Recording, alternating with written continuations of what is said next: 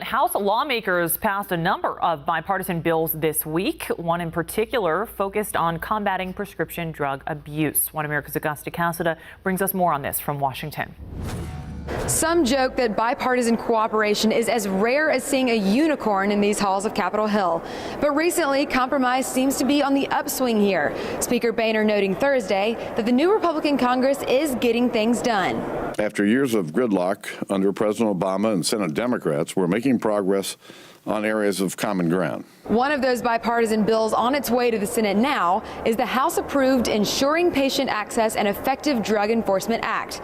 The measure would change the original Controlled Substances Act while clarifying enforcement authority and limits through the Drug Enforcement Administration, or DEA. It will require the DEA to collaborate with some of the stakeholders, pharmacists, individuals who are actually prescribing these medications that are controlled substances. Tennessee Congresswoman Marsha Blackburn is a co-sponsor of the bill. She tells One American News there's a serious need for reform, adding that prescription drug abuse now kills more people than heroin. We know that it is an epidemic, but what has happened is that sometimes the DEA kind of gets outside of their lanes, and then it becomes very difficult for legitimate patients to get access to the medicines that they need. It's bipartisan, bicameral. We look forward to having the bill signed into law.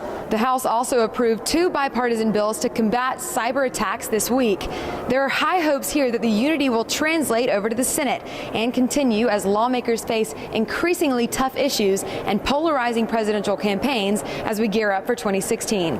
Augusta Cassida, One American News, Washington.